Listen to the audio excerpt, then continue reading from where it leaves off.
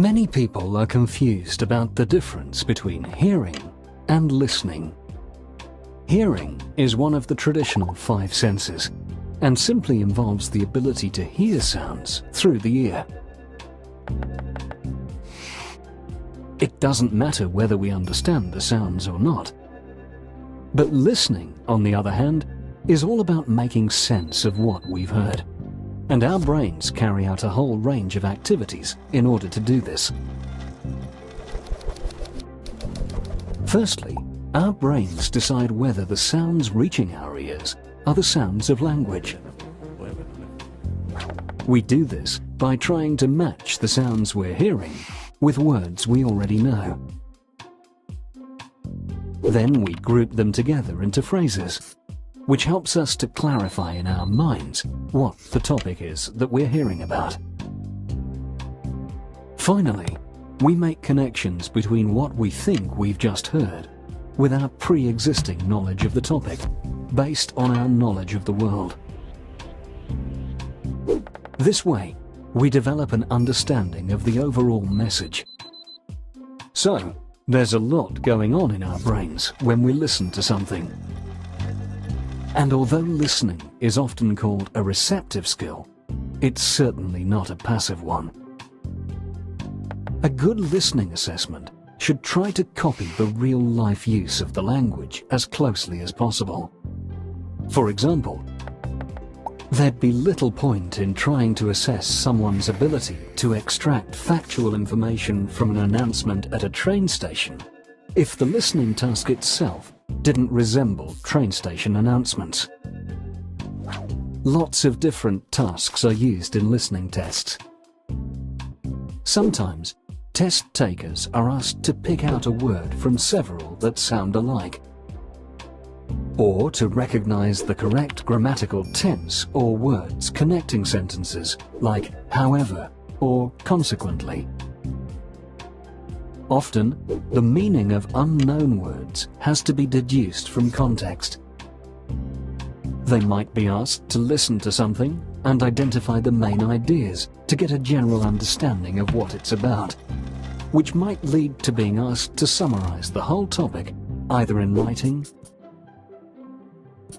or speech. They can also be asked to listen for specific information. Sometimes the task means that they have to make more subtle choices and work out what the speaker's attitude is to the topic by inferring or deducing what the speaker really means when it isn't clearly stated. All these tasks can be done in different ways.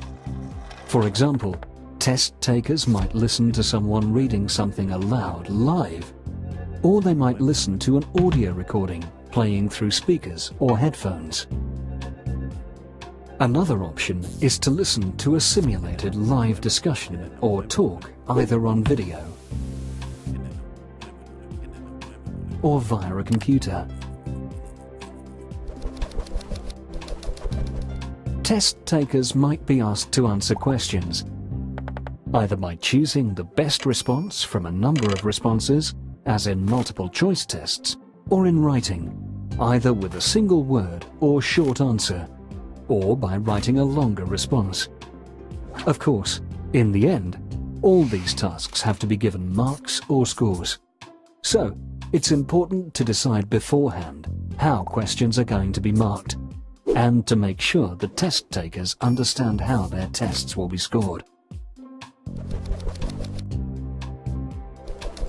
One of the things that has to be decided in advance is whether each response should be given a single mark, or if some should be given more than 1 mark because the answer is more difficult.